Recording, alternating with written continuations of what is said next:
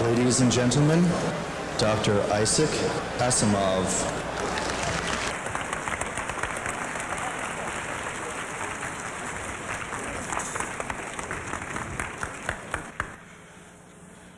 Well, you just heard my name, and around there, I'm sure everyone is saying, who the hell is he? So I'll tell you, I'm a science fiction writer, and the reason I'm here speaking to you is because we're celebrating the 50th anniversary of the first World Science Fiction Convention, and this is therefore a nostalgia brunch, and in order to help celebrate it, they need some reverend gentleman who was around at the first science fiction convention, and I was there, believe it or not. And thank you. And it makes me think of the old days in 1939, and I want to tell you, the best way you can possibly bring it back to yourself if you haven't been there is to read a new book that's out. It's by Alexei and Corey Panshin, The World Beyond the Village. It's a history of science fiction up through the Campbell era. The last two-thirds of the book covers the 2 years between, what? The World Beyond the Hill, what did I say? Never mind. Oh, well, The World Beyond the Hill. I'm going to sit down, stand up, and start all over again. The last two-thirds concerns just the time we're talking about, and it gives you the feeling that back in 1939, there was only one outlet for science fiction that was worth anything much, and that was Astounding Science Fiction. And there was only one editor that amounted to anything very much, and that was John W. Campbell, Jr. He presided over Astounding like Zeus, and we all crept on tippy toes around those colossal legs and listened to the comments from on high, and his word meant all the difference between, I was going to say fame and fortune, but that's not quite what it was. Minuscule fame and minuscule fortune, or nothing. But to us, it was everything. And a whole chapter, for instance, is devoted to Nightfall, a story that I wrote back in those days.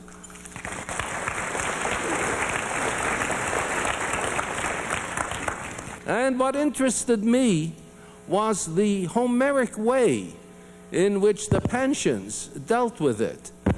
I have a dim memory of the time, and only dim, you know. I do know that it was Campbell who gave me the idea for the story and insisted I write it, and I went home in fear and trembling to write it. But I didn't realize at the time how significant it might have been. And the Panshins did explain it to me, how it was really the pivotal story and the pivotal issue of a pivotal time in science fiction. I want you all to read it so you'll know how important I was. Believe me, I've read it twice, and I'm very impressed.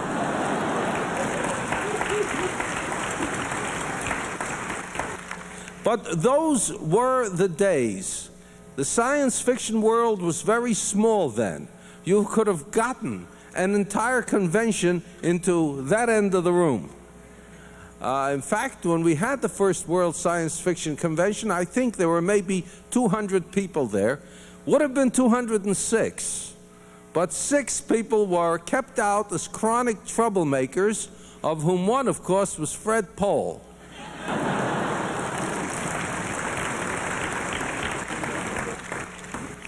Nobody wanted him. I remember some of us. In fact, Fred Pohl was so sure that he wouldn't get in that he went to the dentist instead. He had to have some fun out of life. But some of us started up the steps to get into, and there was, I remember, Sam Moskowitz and 2 others waiting for them. And Sam was a formidable opponent, and they turned back. However, Sam didn't know who the hell I was. And so I walked right past him. and got in. I felt guilty all the time, but not sufficiently guilty to walk out to join my friends. I abandoned them. And if I hadn't done that, who knows what terrible things might have happened to me. Because being there, I was able to get onto the platform at which I announced I was the worst science fiction writer unhung. For some reason, that phrase remains in my mind. At that time, I had sold exactly 2 stories that appeared in Amazing. And my first story, in Astounding, was even then on the stands, which made me a science fiction writer, a published science fiction writer. Little did I think that 50 years later, not only would I still be alive, but I would be up here trying to remember those days, those happy days, when we knew everybody who was anybody, when we read every science fiction story that was published, when we argued endlessly. We all knew by heart all the stories that were published, by author, by issue, by magazine. And not only that, but we would have Homeric battles over which was better and which was worse. And at least among the Futurians, of which I was a member, we were all trying to write to replace all these revered idols and cast them out into the dung heap of history. And in some ways, we managed to do that, and ever since people have been trying to do it to us too. That's the name of the game. And all I can say is that now what we're going to do is to have some other elderly people, some other fossils, superannuated nothings, get up with the only value they have, their extended lifetimes and their dim memories of a greater time.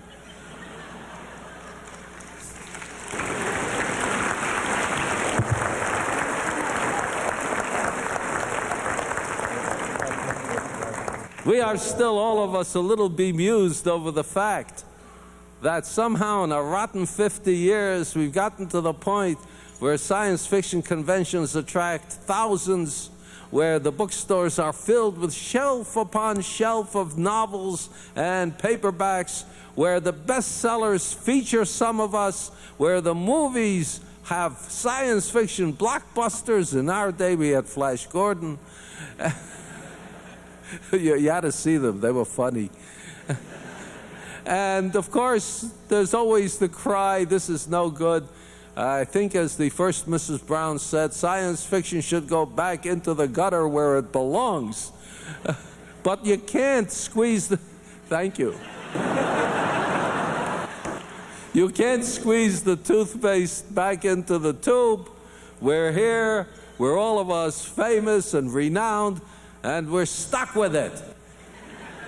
And so now we're just going to have to introduce all the people who have been stuck with it along with me, starting with our remarkable guests of honor, Betty and Ian Ballantyne. Yeah. Ladies and gentlemen, we would like to request that there be no flash photography. Being guest of honor is just absolutely wonderful. Betty and I have had a totally glorious time. And seeing the old friends, the Fred Pohls and Richard Powers, is mixed with seeing the vitality and youth of the group. I think the fossils can rest easy in their graves, because I think better and stronger things are coming. One of them is Betty Ballantyne, who in our combination is my higher authority. Well, I'm Betty Ballantyne. It's been a long 50 years, and yet it seems like yesterday. A lot of people have asked me at this convention where I got my interest in science fiction. And I was reading before I can remember learning how to read.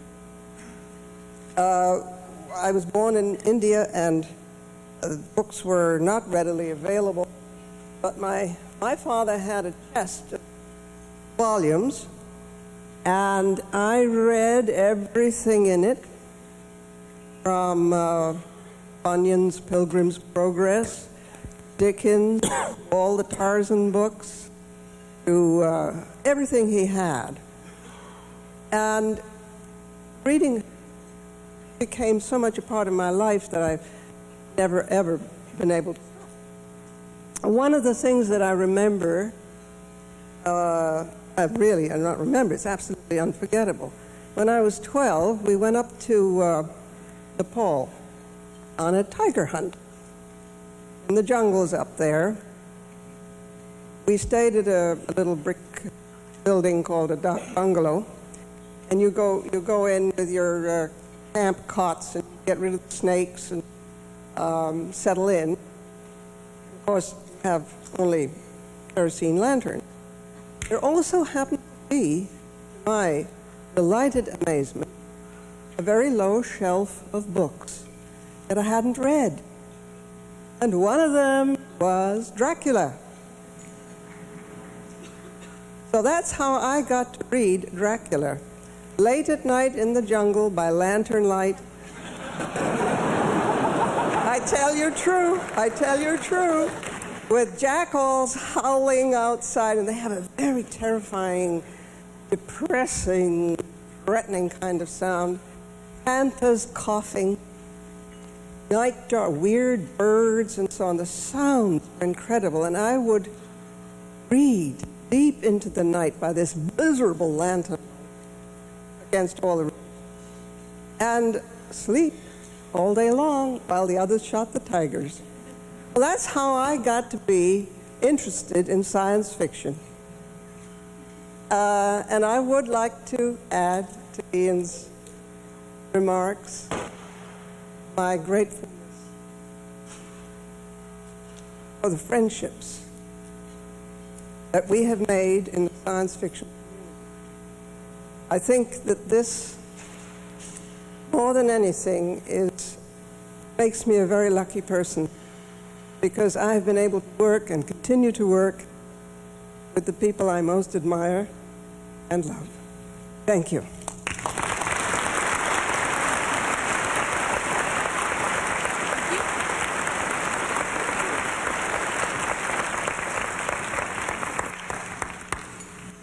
I'm Jack Williamson.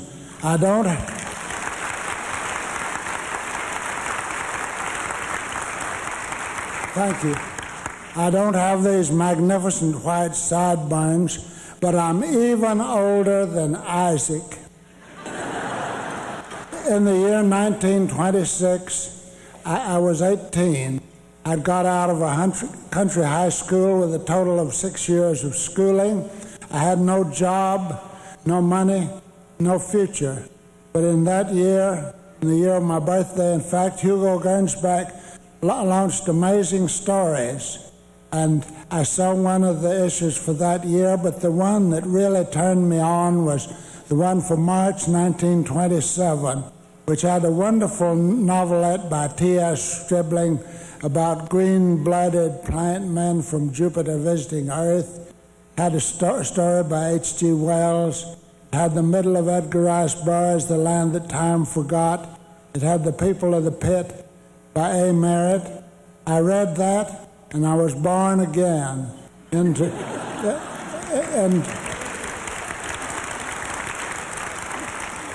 born into a bigger and brighter world. And I borrowed a typewriter, started writing my own science fiction.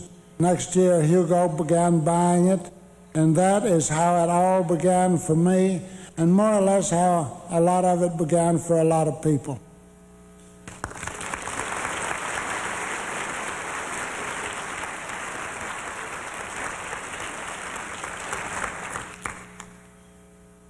Hi, I'm Terry Pratchett, a quite young and very radioactive British fantasy writer.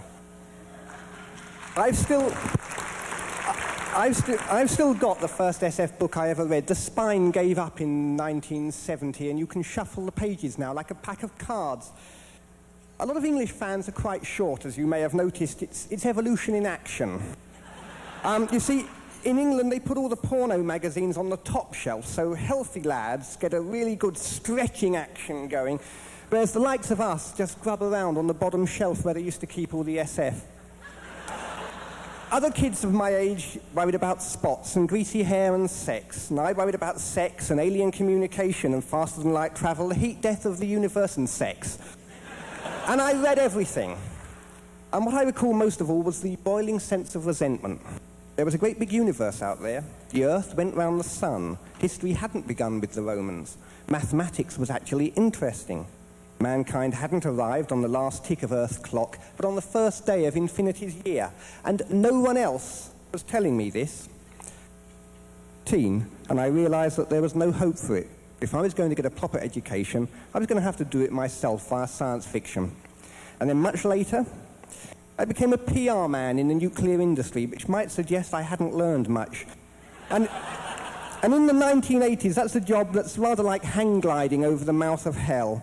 And one day, one of our reactors had inconveniently leaked 8 tons of carbon dioxide, which was a teensy little bit radioactive. I mean, not much. Trust me, you could hardly even see it. And I got home at 11 o'clock at night, and the phones were still ringing, and I stared at the wall, and I knew that one more day of this was going to get me the white canvas jacket with the optional long sleeves. And I switched on the word processor, and I typed for 23 hours solid. 25 years of SF and fantasy had wound up the elastic, and now it was time to let it go. I was 35, and suddenly I was being handed an entire new career. Good old SF, I say. Whenever I've needed you, you've always been there.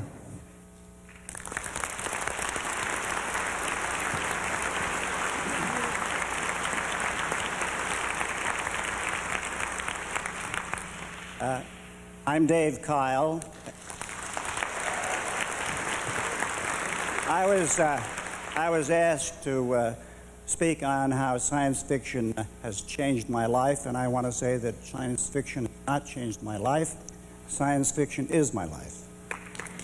There are 3 people to whom I owe this distinction. That is Hugo Gernsback, David Ackerman, and Horace J. Ackerman. You see, David Ackerman was my grandfather.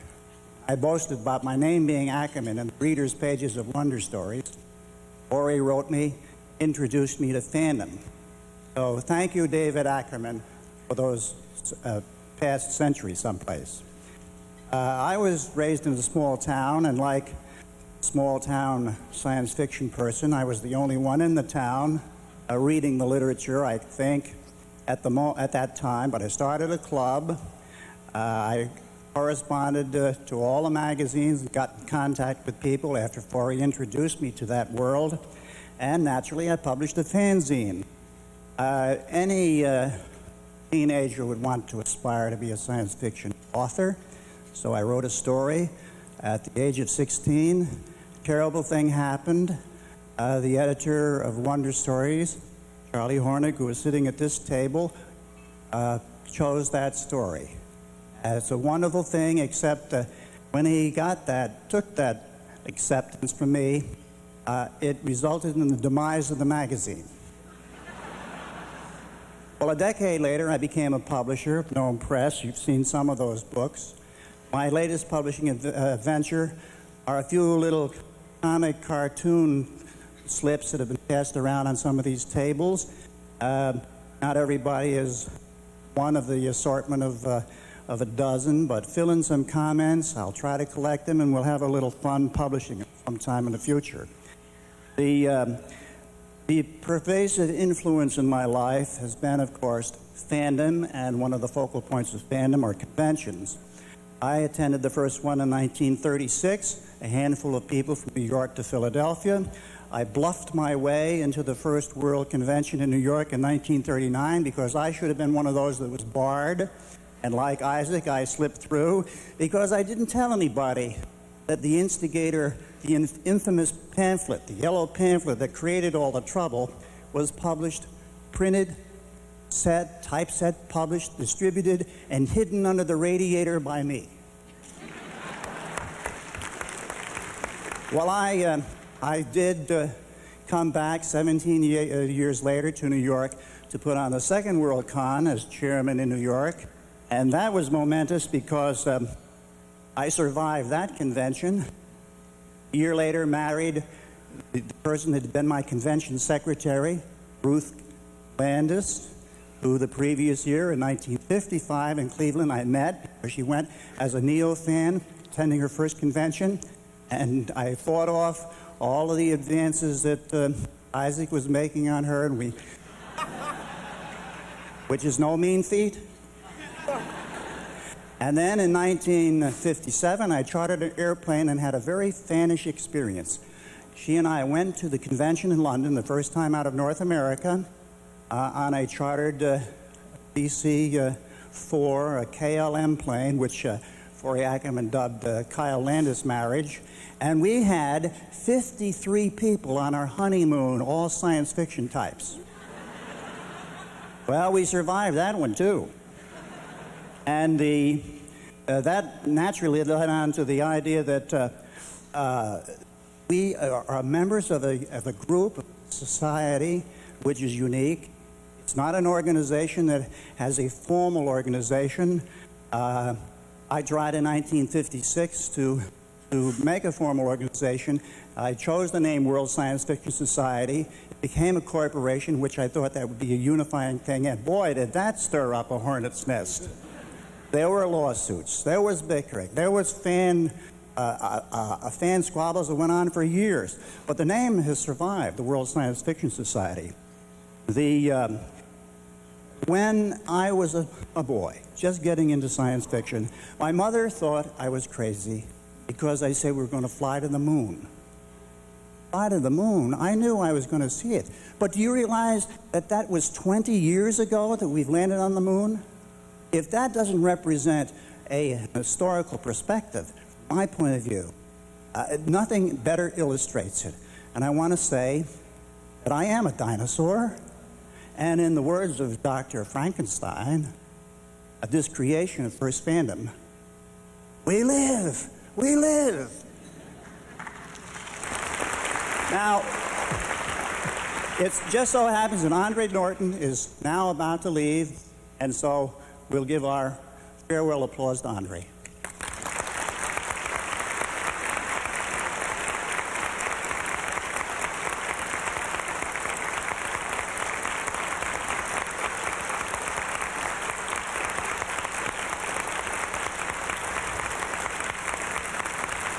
Thank you.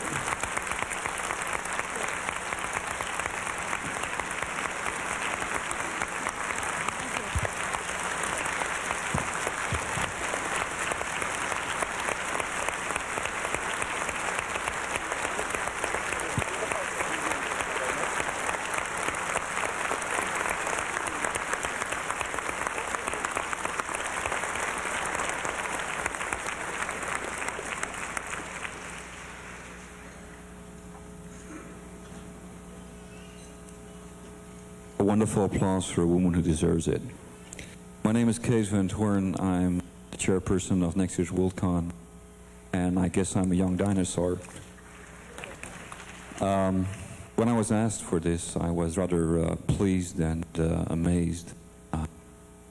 I'm also very thrilled to be with you. Before I forget, a friend of mine, an acquaintance of some of you, stood here about 20 years ago. Mario Bosniak, he organized HiCon, the 28th World Science Fiction Convention in Germany. That also was my first world convention, so I've been around for some time. It started a few years earlier with a book that my father gave me. It was his treasured book called Het Geheimzinnige Horloge, which is The Mysterious Watch. It was a fantastic novel, and I shouldn't bore you with this, but my father had a cardiac arrest a year ago, and when he came out of it, the first thing that he started reading, when he started reading again, was that same book, and he asked for it. Science fiction has been part of my life so much that I desperately wanted to do something about the international aspect of it. And that is why we try to run International Worldcon next year. And we hope to see all of you. Thank you.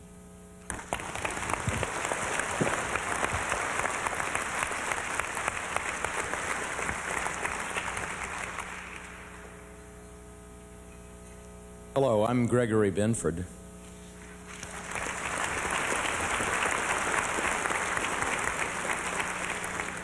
I went to my first convention in Wetzlar, West Germany. Talk about being isolated from the mainstream. In about, I think, 1956.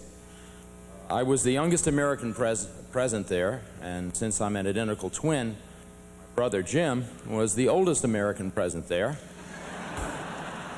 10 minutes older, but he thinks they're important. He still reads science fiction anyway. And my journey into this community was, well, a bit bumpy. First, I had to learn English because I'm from Alabama. And to do that, I published a fanzine called Void in the 50s and 60s. I was genuinely shocked to walk through the fan history exhibit here and find a copy displayed under glass, or maybe plastic is more appropriate. And to see oneself as a casual fanzine that you had forgotten about as an artifact out of some fossil past is shocking, and I know just how Isaac feels. But I didn't come back to the States for quite a long time. My father was in the Army, and the first Worldcon I went to was the '64 at Leamington, Oakland. Nowadays, if you get a small hotel room, you complain to the hotel management, and the size of the Leamington rooms was such that you should have complained, I think, to the animal rights movement. But I enjoyed it anyway. It was a great revelation. I had by that time started to even think about using harder stuff, that is, actually writing science fiction.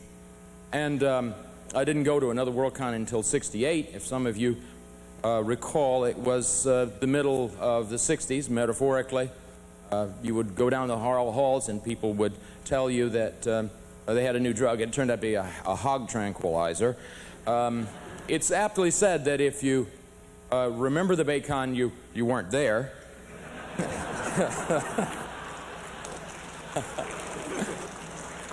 I think. Well, what I was actually doing in the real world was becoming a scientist. And in those days, yes, I know it's hard to believe, scientists thought that science fiction was somehow déclassé, or at least some of them did, although they all secretly read it. My own professor to me, when I was working on my thesis, said, what is this science fiction stuff you spend so much time on? I mean, look, science is the truth, right? And fiction, it can be pretty, but it's lies, right? So, what is this science fiction stuff? It's either the truth about the lies, or it's lies about the truth. Now which is it? And so I just got my thesis done and went away and didn't write any novels for a while. One of my contributions to Western civilization has been to occasionally just do science and outright science fiction. But this field has really given me so much. It's impossible, I think, to convey what it is like to do science and to be able to write about science fiction also. The great freedom of movement it gives you. And the great relationships you make. You all know what it's like. This has always been a community that felt like a tribe sometimes under fierce attack, but we always held together. And every year these things seem to get bigger. And I'd just like to thank you all for being a member of what I think is the most innovative and, in fact, culturally important group that has been produced in my time. And I think we ought to be proud of the fact that we have managed to suffer all the slings and arrows and yet become the predominant theme, I think, in indigenous popular culture in the United States. And of course, we ain't finished yet either. Thanks very much.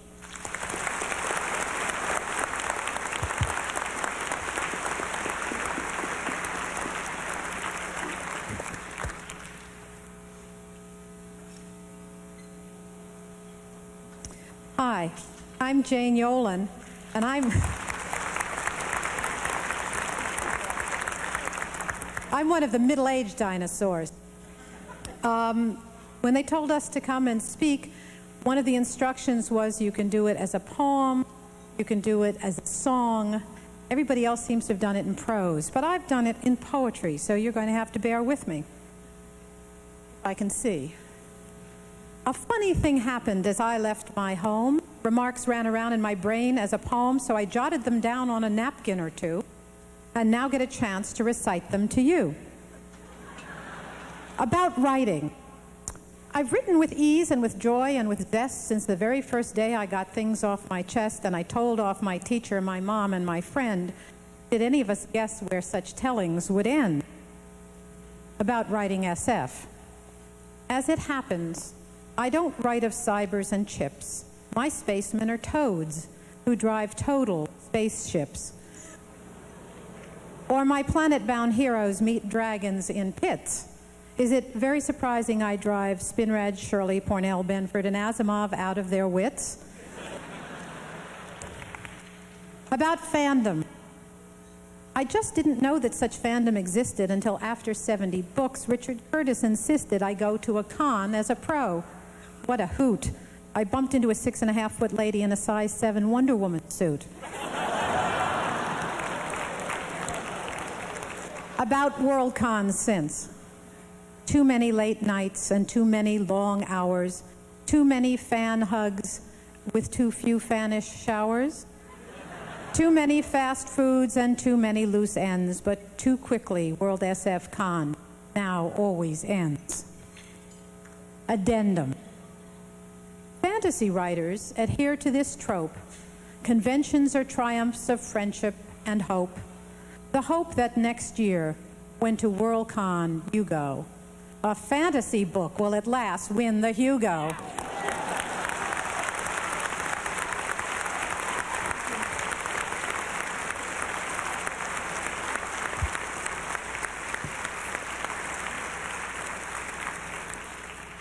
I'm Forrest J. Ackerman. Call me Forry.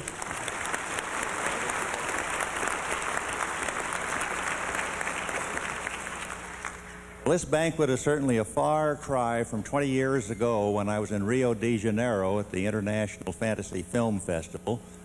And Bob Bloch and A.E. Van Vogt and Philip Jose Farmer, Fred Pohl, several other of us went out seeking lunch. On the menu, we had exactly two choices. We could either have a spit sandwich or rattled out turkey cock. And John Brunner was the only one brave enough to try the rattled out turkey cock. I never did discover just exactly what that consisted of. Some years later in Yugoslavia, I was offered garnished epigrams.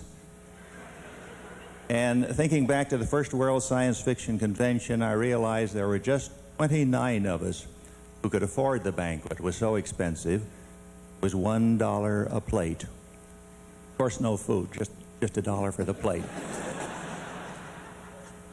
In 1922, when I was 5.5 years old, I was influenced by the first fantastic film I ever saw. It's a lost one, unfortunately, called One Glorious Day.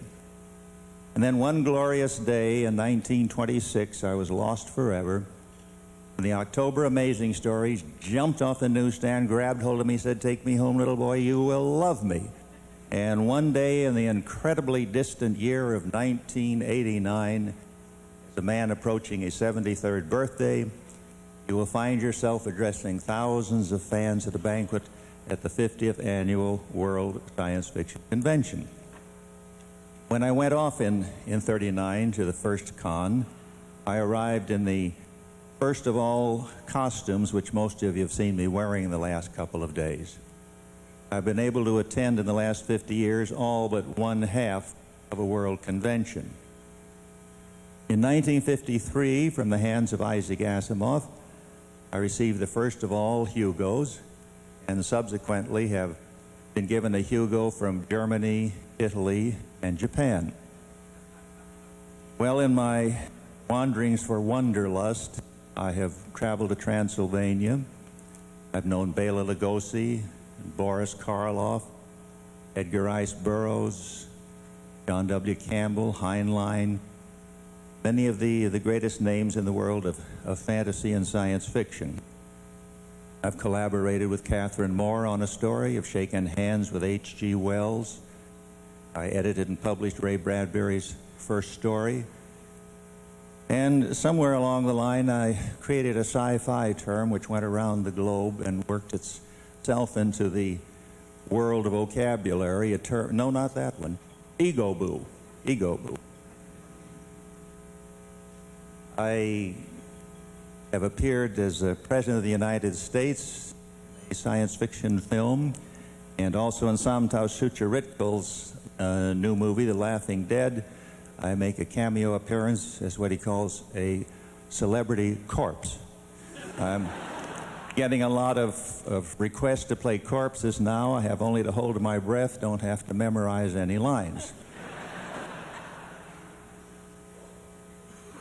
I wrote the first article on the first page of the first fanzine in 1932, Julie Schwartz, The Time Traveler.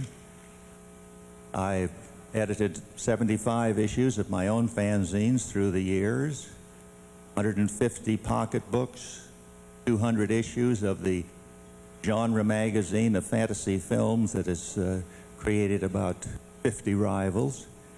I've done 2,000 articles. You can see that actually in my lifetime in the professional field, I've accomplished about as much as probably a lazy afternoon for Isaac Asimov.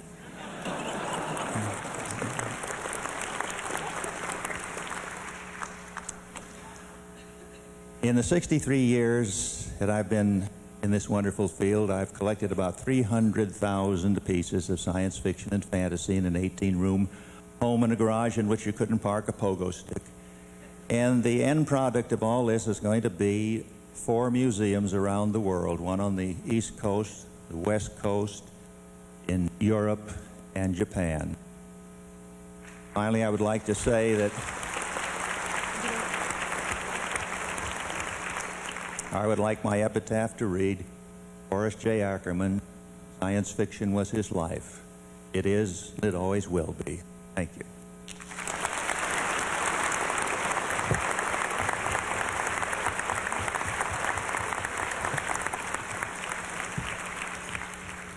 Hi, I'm Mike Resnick. I wasn't entirely sure about that last night, but I'm pretty confident this morning. Our first World Science Fiction Convention was the 1963 DisCon. I was 21, Carol was 20, and we hadn't known that fandom existed 6 months earlier. The attendance was just under 600, quite small enough to fit in one small corner of the hall here. Whoop, I'm supposed to keep the microphone up. Rooms were $8 a piece. The banquet was held in the afternoon because nobody could afford to go in the evening. It cost $3 and almost caused a riot. The most expensive piece of art in the auction was a Frank Frazetta cover, which went for the exorbitant sum of $70, a figure people thought might never again be equaled. Everybody agreed that things were looking up for the field. Some of the better writers could even foresee a day not long off when they might make as much as $7,500 a year, especially if Robert Silverberg would stop turning out 30 short stories a month. Isaac Asimov was the Toastmaster, and during the middle of his Toastmastering gig, he was given a surprise Hugo, and was probably the most surprised recipient in the history of this Worldcons until last night when I got one. Now, there were no regional parties because there were only 5 or 6 regional conventions across the country, and they didn't have to go out of their way to try and find customers. There were no mail ballots for site selection. If you wanted to vote for a site for the next year, you dragged yourself out of bed at about 9:30 in the morning on a Sunday. You listened to the pros tell you which cities had the better restaurants, and you listened to the fans tell you which city had the better bookstores, and then you voted. 20 to 25 votes was usually enough to swing a Worldcon. The nightly entertainment consisted of each of the bidding parties renting out a room and giving a beer blast for the entire convention, which could be held in one room. let's see, the costume ball really was a costume ball, complete with a dance band, music, and dancing where people were actually allowed to touch each other. There was a special interest group that comprised almost 20% of the convention, and no, it wasn't the Trekkies, this predates them. It was the borough's bibliophiles, and they all came in suits and ties. The Hyborian Legion spent hours and hours of their meeting wondering if Robert E. Howard would ever become popular enough so that they might see one or two of the Conan books actually printed in paperback. Femme fans were outnumbered almost 10-1, female authors by an even greater margin. The Huckster Room sold books and magazines, period. Fans who read science fiction outnumbered fans who didn't.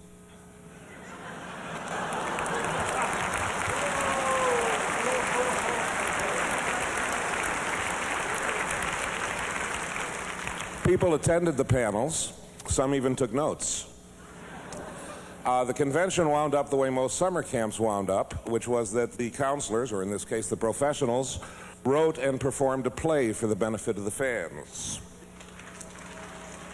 Now, there was no social schism whatsoever between fan and pro. Most of the pros had indeed been fans, and many of the fans were well on the road to becoming pros. And that was the one memory that we took away with us, and that was this enormous sense of community. If there was ever a small-minded or unfriendly pro or fan, we never found him. Things have changed, and when I come to a Worldcon these days, it's more for work than for pleasure, but the sense of community remains. There is a saying that you cannot choose your family, but you can choose your friends, to which I reply, bunk. We chose our family 26 years ago, and we've been coming to its reunion ever since. Thank you.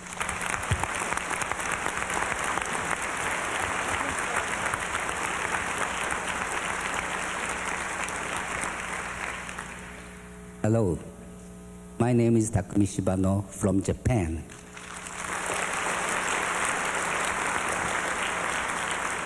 But nationality doesn't matter now. I think of myself as just another fan. One just happened to be born in the Far East country.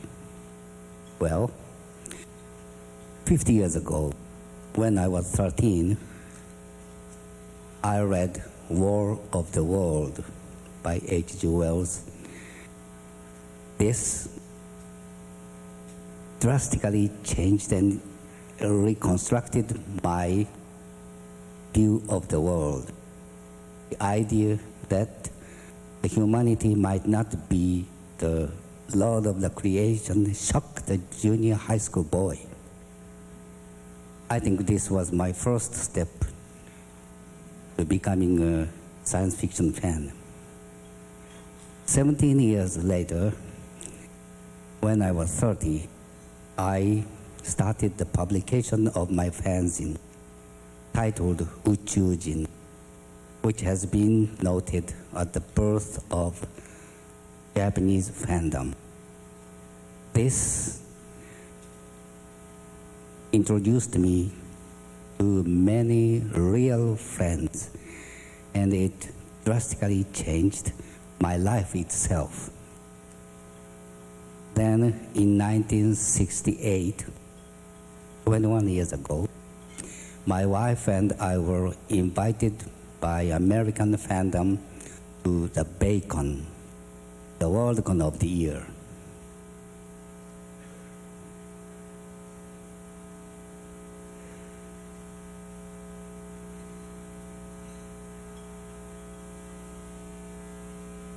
And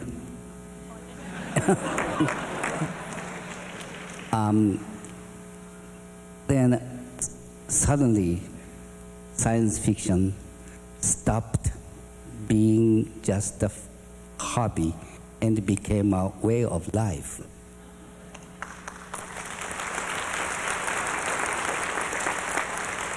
But now I'm wondering if it's still a way of life or not, because the science fiction fandom became more and more important to me than science fiction itself. I rather feel as if I'm not a science fiction fan anymore, but a fan of science fiction fans, science fiction people, real friends. Thus, the science fiction has been the focus of my life for 50 years. Thank you.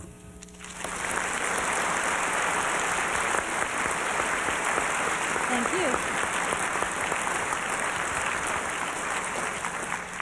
you. I'm Hal Clement when I'm writing science fiction.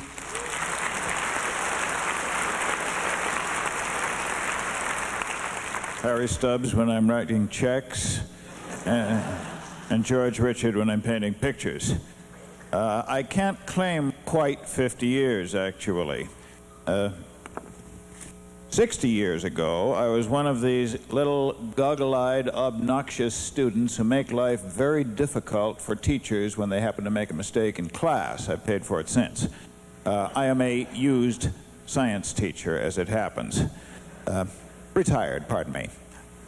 I began reading science fiction somewhere about that time. My critical senses developed somewhat, and I began to realize there were a hell of a lot of science errors in these stories. And I decided, good God, I should be able to do better. I can write a story with no science errors in it. So I started, only 48 years ago, Isaac, relax, and kept trying. It was an innocent ambition, and I kept with it for a very long time. It was rather like the ambition I had as a science teacher. For 40 years at high school teaching, I was hoping to write a chemistry test in which all of the students interpreted every question exactly as I meant it.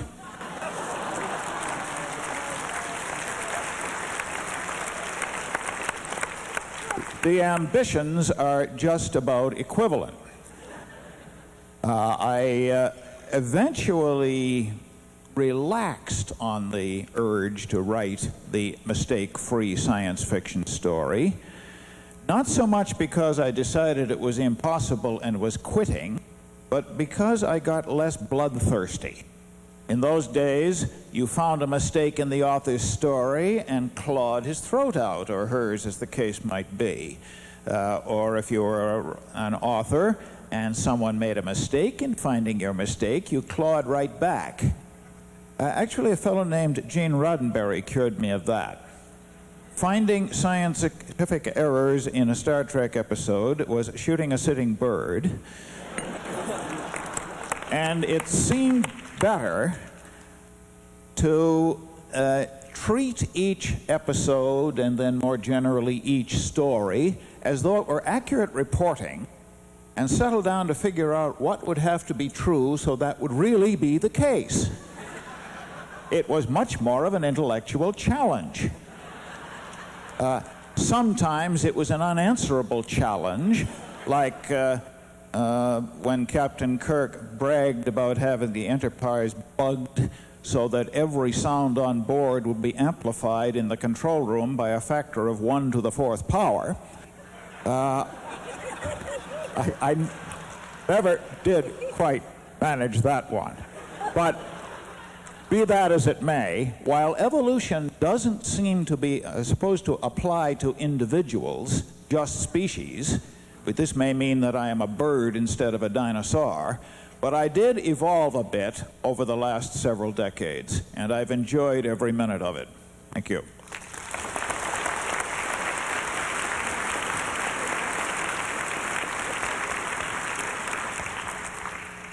I'm Richard Powers, one of Ian and Betty Ballantyne's less recent inventions, and I noticed that I'm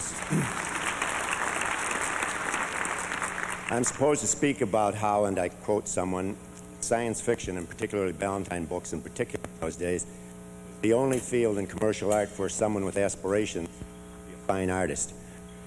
Well, in my case, although I've done my own bit to perpetuate that myth, a lot happened before those aspirations crawled up out of the old subconscious cesspool. For instance, since today is Labor Day, I thought it might be useful to point out that I, for one, got my start in the great science fiction rack space wars of the late 1940s.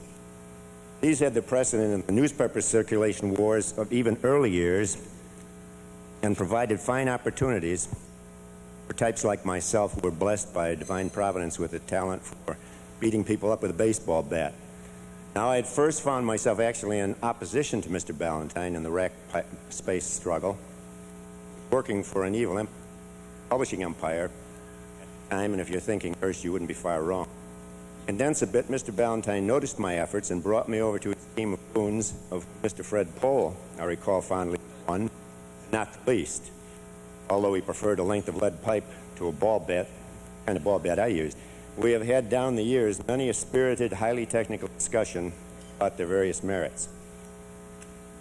And that is what fine art aspirations really means in my case.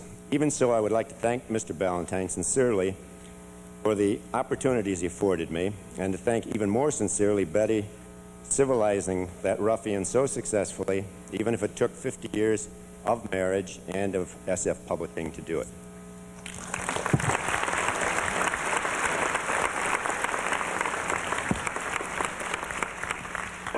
I could spend my whole 2 minutes saying hello to all the friends I know are listening. That wouldn't be very cost effective. So I'll just say, hi, gang. I gather your theme is, how has science fiction affected my life? Well, it didn't affect my life. It created it. I imagine that's true of most of you. By a lucky coincidence, this gives me a chance for a commercial. I've just written a whole book, Astounding Days, a science fiction autobiography, which goes into all this in nostalgic detail. Incidentally, Isaac, thanks very much for the nice review in the Sunday Times.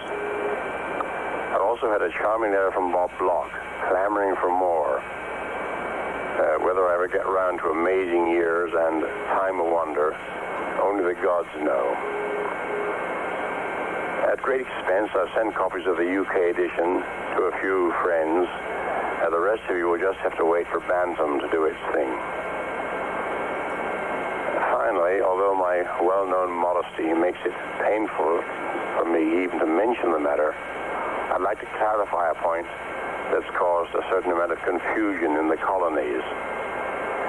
Even though Her Majesty has made me a commander of the Order of the British Empire, I'm still a Mr., not a Sir. Also, on entering my presence, it's unnecessary to go down on hands and knees. A low bow from the waist is quite sufficient. Goodbye from Arthur Clarke, and my love to you all.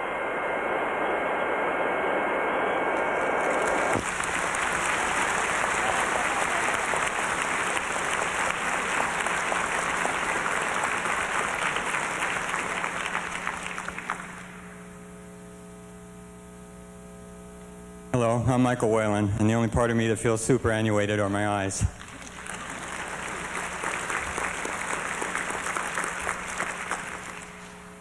"15 years ago, it never would have entered my mind to even consider approaching a Frazetta or a Frieze to seek an appraisal of my work. So it was exactly what I needed at that stage of my life.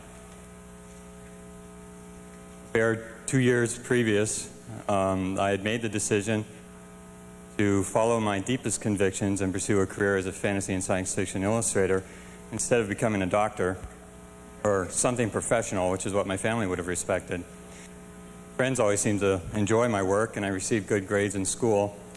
Somehow I wasn't able to treat their opinions seriously because I didn't consider them to be people that were, quote, in the business, unquote. In my mind, the people that were in the business, I thought, or I assumed, would be too busy to talk to me, or my work would be too embarrassingly bad to seek their opinion or consultation.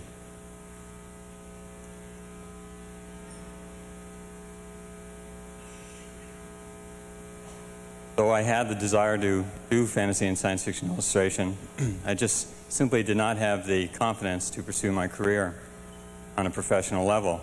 But then something happened. I was walking down a corridor at the Art Center College of Design, where I was studying during that period, and out of the corner of my eye, on the bulletin board, I saw a flyer advertising a convention nearby. It's for the 1974 San Diego Comic-Con. They mentioned an art show. I was totally unaware that there is such a thing as fandom or conventions or convention art shows. But for some reason, something in my mind clicked, and I said, this is it. It's time to actually show my work to somebody and see what happens. So I melodramatically tore the paper off the wall, brought it home with me, and began preparations for getting some of my work to that art show. Well, to make a long story short, I did get to the art show. I got the work up there and came back at the end of the weekend and was stunned to find that all my work had sold. I suppose the maximum price of $15 on any of my pieces aided the selling of the work. But nevertheless, it gave my ego a terrific boost. I think the luckiest thing that happened at the convention, though, is that I met somebody who volunteered to take my work to the 1974 Worldcon in Washington, D.C. The wait for her return was unbearable. But when the phone call finally came, I was resolved to accept the bad news.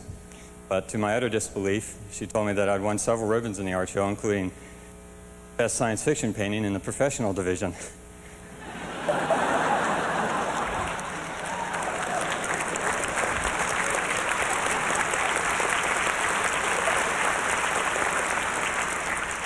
Well, this gave me the nerve to send some slides to Donald Wollheim, who generously offered me my first professional paperback cover book illustration assignment. And I felt at the time like I was living in a dream. All this had happened in the space of a month and a half. And as corny as it sounds, I still feel that way today. I don't think a day goes by that I don't expect to wake up sometime in the middle of this dream and find myself rising and having to face doing advertising or paste-up work and a career of long, tedious toil before I would get to the point of doing paperback and or fantasy and science fiction illustration. And hopefully with your indulgence and a little bit of good luck, I can let this dream continue for as long as possible. So please, don't wake me up.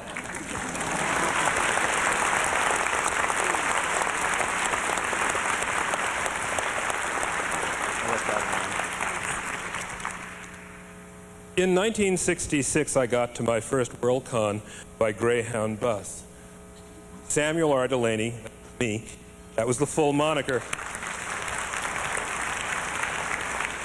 It was even the name on a couple of science fiction novels, but people I knew called me Chip. Only here, as far as I could figure out, nobody knew me and I didn't know anybody at all. It was Cleveland. Stay at the main hotel. Well, I had $36 in my pocket to take me through the whole weekend, all that was available in the line of money, and I had a pair of tongs, all that was available in the line of shoes. I ended up in a hotel, if you could call it that, about half a mile from the con site that rented rooms for $4.50 a night. Well, even in 1966, you figure it. There were 3,000 people wandering around that convention. And you know what the feeling was? Lonely. Lord, it was lonely to be in the midst of all those strange people who didn't know me and whom I didn't know. Somehow, I'd managed to get through my first few years or so as a professional science fiction writer without anybody even mentioning to me that fandom existed. And here it was, so much of it and all unknown. Then, this red-headed kid about 15 turned around to me and said, "You look like you're lost." "I guess I am," I said. "Ever been to a convention before?" "No," I said. "I've been to 3, he explained. Come on." And for the rest of the day, he took me around, introduced me to a lot of other people ranging from 15 to 50 years old, and generally shepherded me about and got that sharp and scary edge of the lonely, lonely ache off. Somewhere along about the 3rd or 4th hour, he asked me, "What do you do?" As if he'd suddenly realized that those strange people on the other side of 21 occasionally had to work for a living. "I write science fiction," I told him. He looked up. "Yeah? Ever have anything published?"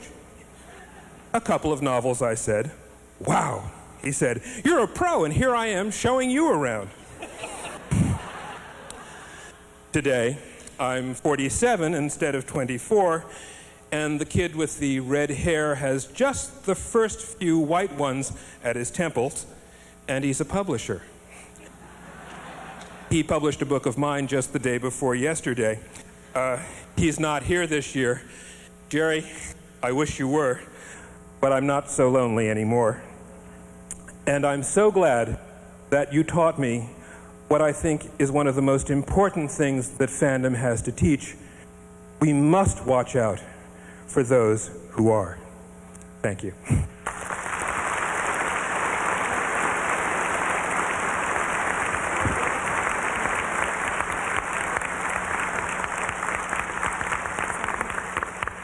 I'm Frederick Pohl.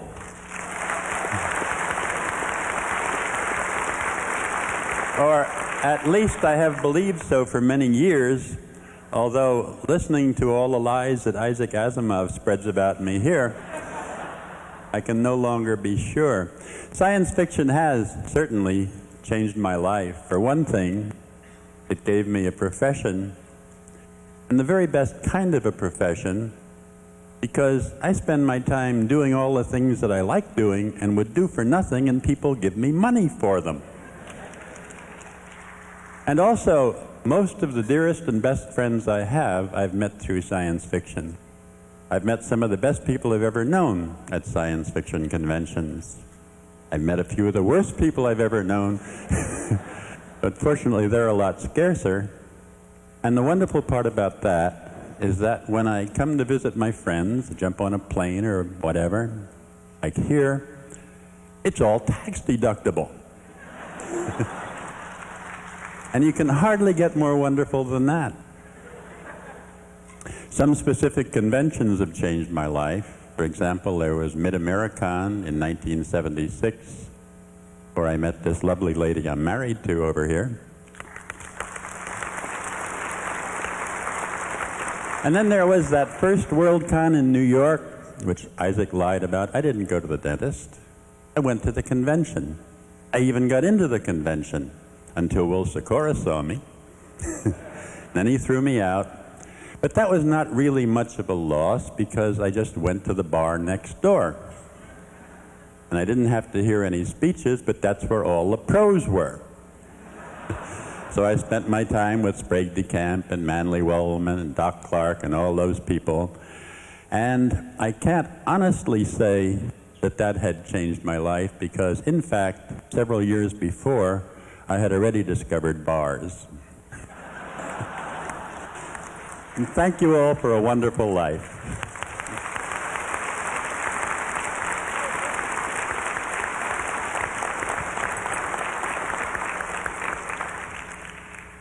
I'm going to do something right now that my friends in Alcoholics Anonymous tell me is a liberating and terrifying experience. Hello, my name is Emma Bull, and I'm a science fiction and fantasy writer.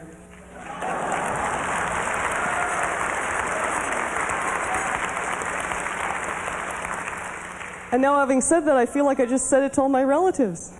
This is great. I want to tell you a story about the effects of science fiction and what they can do to your life. And this story starts when I was in college. I was in the city clinic in the waiting room, and I was reading the second book of the Foundation trilogy, when a woman across the aisle spoke up and she said, "Excuse me, is that book good? Because my boyfriend has been trying to get me to read science fiction, and I just want to know what other people think is good." And I think what she really wanted to know was, is my boyfriend, you know, okay?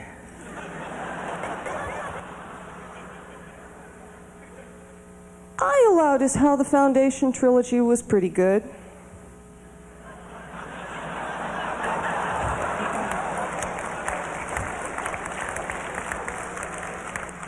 He's going to get me. I know he's going to get me. And she said to me, "You go to Blake College? What dorm are you in?" I said, "I'm in North." She said, "Oh, my boyfriend and I are in North too. We'll come up and visit you sometime, and my boyfriend can talk to you about science fiction."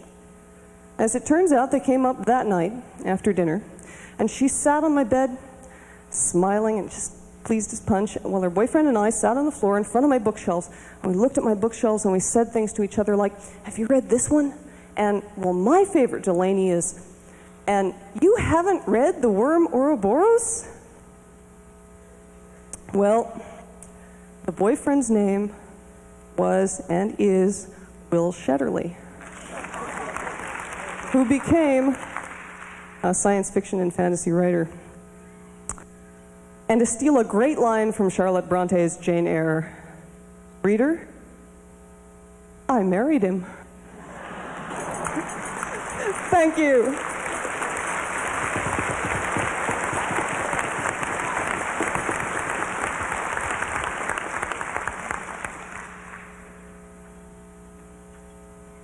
I'm Betsy Walheim.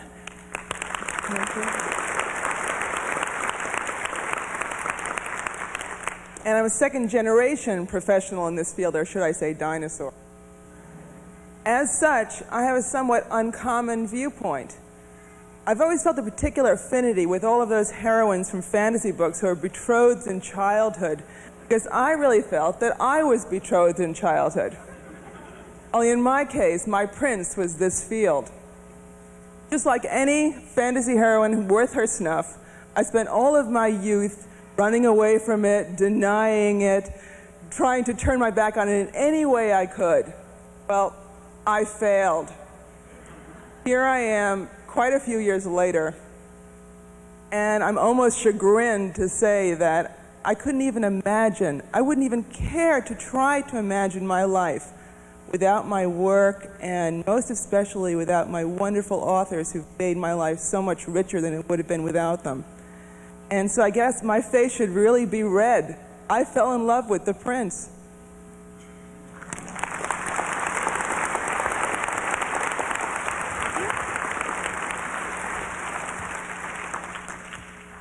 I'm Mark Widner.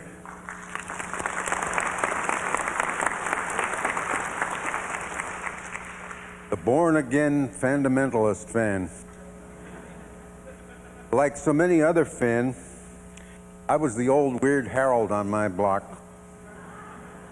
I carried home, under my coat of course, all those lurid pulp magazines with nubile bimbos in their Volkswagen hubcap bras. That was remarkable because Volkswagens hadn't been invented yet. All my life I've been searching for a community, or a good part of it at least, and I just had to talk to somebody about this wonderful stuff that was blowing my mind, but there was nobody to talk to. So I wrote a gosh wow boy oh boy letter to Astounding in 1934 and found my community, my clan, my extended family. Some 10 years later, like Voyager 2, I had thoroughly explored the system and headed for interstellar space to see if there were other communities out there that might suit me better. 34 years later, I came back. I have news for you. It's pretty empty out there. I expected to pick up where I had left off.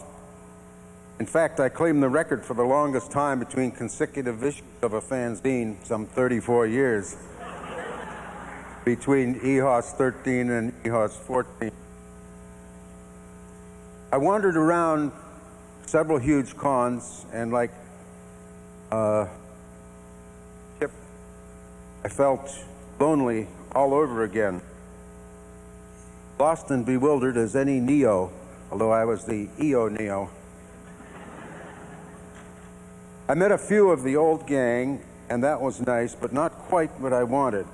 Then I accidentally bumped into Patrick and Teresa Nielsen Hayden. I want to thank them very much for, oh joy, they knew who I was, or rather had been. I was part of the community again. But whether a fan or a pro, although there's nobody to enforce it, you can't rest on your laurels, and I had to pay my dues all over again. So here I am again, 10 years later, starting to reap some of the dividends, for which I wish to thank you all. Although the clan has grown enormously,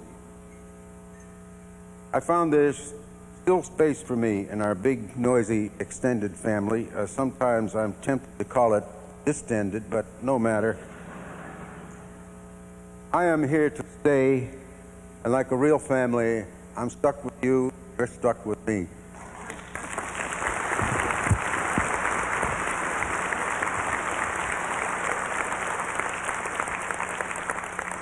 Hello, my name is Anita Raj, and this is my first Worldcon.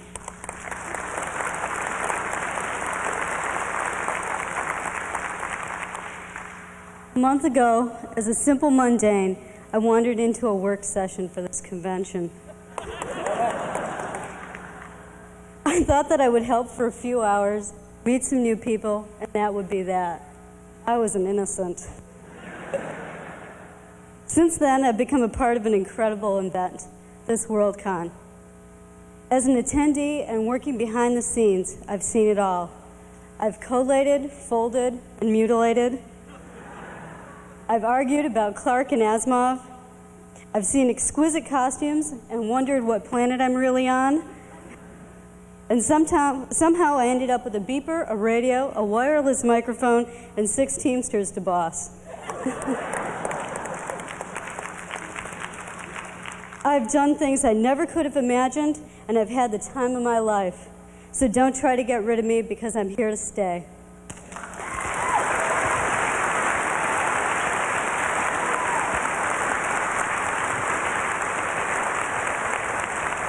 Would all the speakers please stand for a moment and accept another round of applause?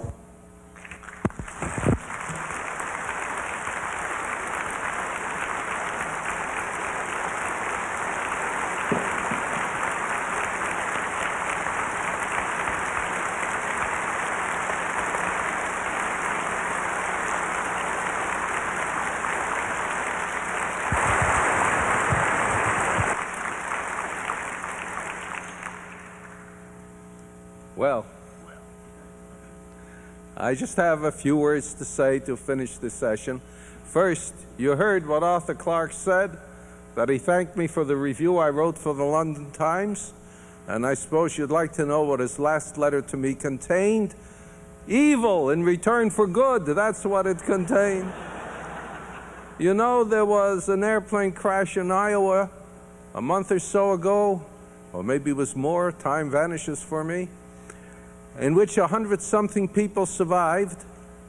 Others, unfortunately, died. One of the survivors was reading an Arthur Clarke novel while the plane was trying desperately to land. And this was reported in the newspaper, and Arthur Clarke, as is his wont, made up about 750 copies and sent them to 750 friends, acquaintances, and strangers. He sent one to me, and underneath he wrote, "He should have been reading one of your books, and he would have slept through the whole thing."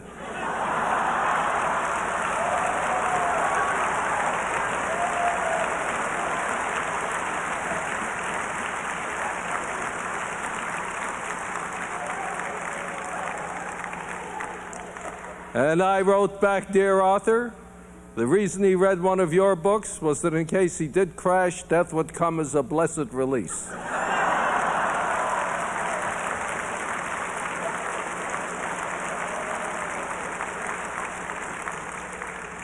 I await his next letter with trepidation.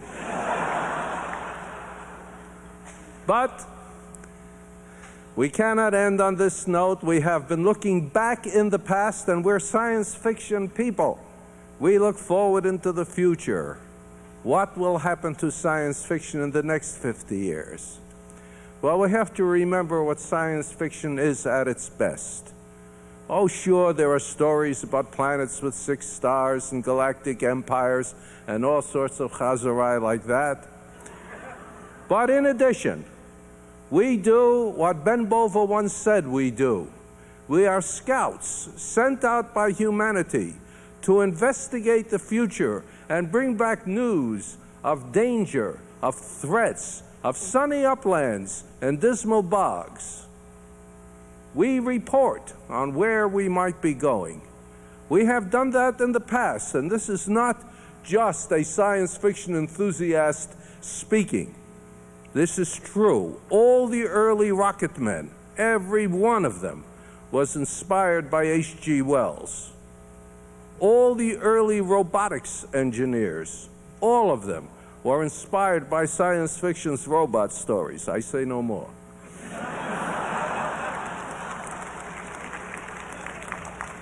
There have been stories that pointed out the dangers of the nuclear stalemate before nuclear bombs were invented. There were stories that discussed population explosions before most people knew there was population. We have been doing this in the past. We have seen at least one deadly problem on the way to solution. The Cold War has simmered down. I don't think there is much fear right now, at least not as there was through these last few decades, of the possibility of a nuclear war. The Soviet Union seems tamed, and we are a little tamer ourselves also. But there are other things that face us in the next 50 years. Population continues to go up. Pollution continues to wreck our world. The ozone layer seems to be disappearing. The danger of the greenhouse effect is increasing.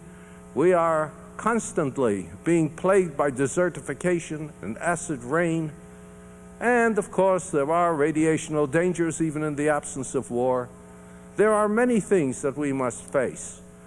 And it is the task of science fiction to point out not only these dangers in a dramatic and thoughtful way, but also to evolve possible solutions.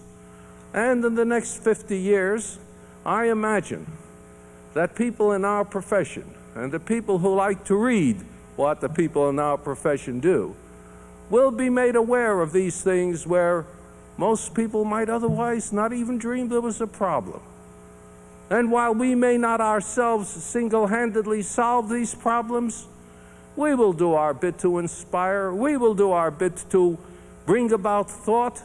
We will help. We will act as a catalytic influence, ourselves being relatively small in number, ourselves having little or no direct effect, but encouraging great changes through others. And who knows? If these problems are solved, if civilization continues, if humanity moves on further into a better world, it may well be that our descendants will be able to say that science fiction writers, science fiction readers, the science fiction world has helped just a little bit in solving these terrible problems.